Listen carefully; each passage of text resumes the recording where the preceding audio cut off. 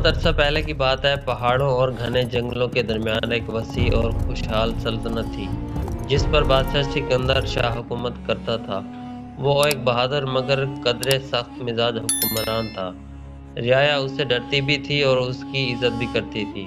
اس کی ایک ہی بیٹی تھی، شہزادی مہربانو، جو نہایت ذہین اور نرم دل تھی۔ محل میں سینکڑوں خادم اور سپاہی تھے، مگر ان سب میں ایک نوجوان ملازم فرید سب سے الگ تھا۔ وہ کم گو، محنتی اور نہایت وفادار تھا۔ کسی کو اس کے ماضی کے بارے میں زیادہ معلوم نہ تھا۔ کچھ لوگ کہتے تھے وہ کسی دور دراز گاؤں سے آیا ہے، اور کچھ کہتے تھے کہ وہ کسی راز کو چھپا رہا ہے۔ ایک دن بادشاہ نے شکار پر جانے کا ارادہ کیا۔ صبح سویرے دربار کے چند خاص سپاہیوں اور خادموں کے ساتھ وہ گھنے جنگل کی طرف روانہ ہوا۔ فرید بھی ان کے ساتھ تھا۔ جنگل غیر معمولی طور پر خاموش تھا، مگر پرندوں کی آوازیں بھی کم سنائی دے رہی تھیں۔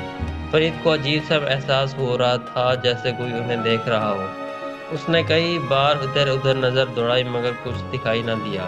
اچانک گھاس میں زور کی سرسراہٹ ہوئی اور ایک شیر جھاڑیوں سے نکل کر سیدھا بادشاہ کی طرف جھپٹا۔ سب کچھ ایک لمحے میں ہوا۔ سپاہی گھبرا گئے، گھوڑے بھدک گئے اور بادشاہ کا نیزہ ہاتھ سے چھوٹ گیا۔ اسی لمحے فرید بجلی کی طرح آگے بڑھا۔ اس نے اپنی تلوار کھینچی اور شیر کے سامنے آ کھڑا ہوا۔ شیر نے اس پر حملہ کیا اور ایک خوفناک لڑائی شروع ہو گئی۔ فرید زخمی ہو گیا، مگر اس نے ہمت نہ ہاری اور آخرکار شیر کو مار گرایا۔ بادشاہ کی جان بچ گئی، مگر جب سب نے سکھ کا سانس لیا، فرید اچانک ادھر ادھر دیکھنے لگا، جیسے وہ کسی اور خطرے کو محسوس کر رہا ہو۔ کیا ہوا؟ بادشاہ نے پوچھا۔ فرید نے آہستہ کہا، حضور، یہ شیر اکیلا نہیں تھا۔ یہ سن کر سب کے دل دہل گئے، مگر اس کے بعد ایک جنگل خاموش رہا۔ وہ لوگ واپس محل آ گئے، مگر فرید کے الفاظ بادشاہ کے ذہن میں گونجتے رہے۔ چند دن گزرے، محل میں جشن کا سماں تھا، کیونکہ بادشاہ نے اعلان کیا کہ وہ فرید کو بڑا انعام دے گا۔ مگر انہی دنوں محل میں عجیب واقعات ہونے لگے۔ رات کے وقت محل کی راہداریوں میں قدموں کی آوازیں سنائی دیتی، مگر کوئی دکھائی نہ دیتا۔ محل کے محافظوں نے کئی بار کسی سایہ کو دیواروں کے قریب سے گزرتے دیکھا۔ ایک رات فرید نے خود اس سایہ کو دیکھا۔ وہ خاموشی سے اس کے پیچھے گیا۔ سایہ محل کے پرانے حصے کی طرف جا رہا تھا، جو برسوں سے بند پڑا تھا۔ فرید نے دروازہ کھولا۔ اندھیرا اندر تھا اور ہوا میں گرد اڑ رہی تھی۔ اچانک اسے کسی کے سرگوشی کرنے کی آواز سنائی دی۔ وقت قریب ہے۔ فرید چونک گیا، مگر جب اس نے چراغ جلایا تو کمرہ خالی تھا۔ ادھر شہزادی مہربانو بھی پریشان تھی۔ اس نے کئی بار محل کی کھڑکی سے کسی اجنبی کو باغ کے قریب دیکھا تھا۔ وہ کسی کو بتاتی تو سب کہتے کہ اس کا وہم ہے۔ ایک شام وہ باغ میں ٹہل رہی تھی کہ اچانک ایک نقاب پوش آدمی درخت کے پیچھے سے نکلا۔ شہزادی خوف سے پیچھے ہٹ گئی، مگر اسی وقت فرید وہاں پہنچ گیا۔ نقاب پوش آدمی دیوار پھلانگ کر بھاگ گیا۔ وہ کون تھا؟ شہزادی نے کانپتی آواز میں پوچھا۔ فرید نے سنجیدگی سے کہا، مجھے لگتا ہے کوئی سازش ہو رہی ہے۔ فرید نے اپنی تفتیش شروع کی۔ اسے معلوم ہوا کہ برسوں پہلے بادشاہ کے ایک پرانے وزیر کو غداری کے الزام میں قید کیا گیا تھا، مگر کچھ لوگ کہتے تھے کہ وہ بے گناہ تھا۔ ایک رات فرید محل کے تہہ خانے میں گیا۔ وہاں سے ایک خفیہ راستہ ملا جو شہر سے باہر ایک ویران کھنڈر تک جاتا تھا۔ وہ راستے سے گزرتا ہوا کھنڈر تک پہنچا۔ وہاں مشعلیں جل رہی تھیں اور کچھ لوگ جمع تھے۔ وہ نقاب پوش تھے۔ ان میں سے ایک نے کہا، جلد ہی بادشاہ کا خاتمہ ہوگا اور ہمارا بدلہ پورا ہوگا۔ فرید کا دل دھڑک اٹھا۔ اسے اندازہ ہو گیا کہ یہ کوئی معمولی سازش نہیں۔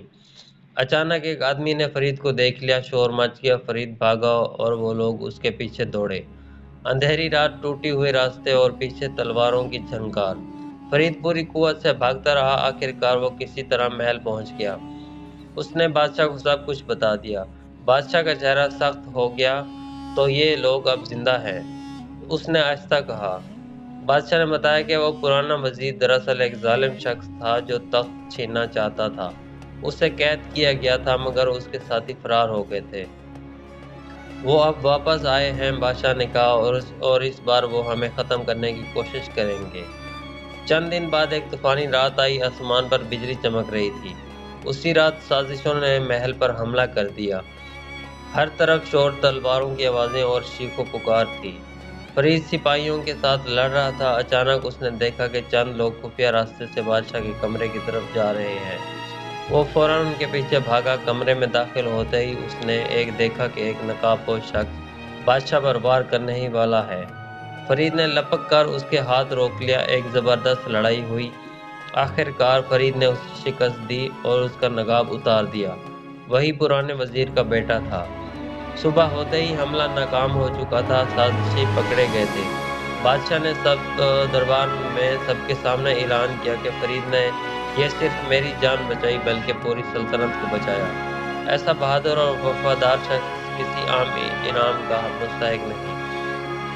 سب حیران رہ گئے جب بادشاہ نے کہا کہ میں اپنی بیٹی مہر بانو کی شادی فرید سے کروں گا۔ شہزادی مسکرائی کیونکہ وہ فرید کی بہادری اور سچائی دیکھ چکی تھی۔ چند ہفتوں بعد شادی بڑی دھوم دھام سے ہوئی۔ رعایا خوش تھی کہ اب سلطنت کو ایک بہادر شہزادہ مل گیا ہے۔ مگر شادی کی رات فرید محل کے چھت پر کھڑا آسمان کو دیکھ رہا تھا۔ شہزادی نے آ کر پوچھا، آپ کیا سوچ رہے ہیں؟ فرید نے آہستہ کہا، میں سوچ رہا ہوں کہ خطرہ ابھی مکمل طور پر ختم نہیں ہوا، کیونکہ سازشوں کی جڑیں ہمیشہ گہری ہوتی ہیں۔ شہزادی نے حیرت سے پوچھا، کیا آپ کو کچھ معلوم ہے؟ فرید نے مسکرا کر کہا، نہیں، مگر میں ہمیشہ تیار رہوں گا۔ آسمان پر بادل ہٹ چکے تھے اور چاندنی محل پر پھیل رہی تھی۔ سلطنت بظاہر پرامن تھی، مگر فرید کے دل میں ایک ہلکا سا شک بھی تھا، اور یہی شک اس کہانی کے سب سے بڑا راز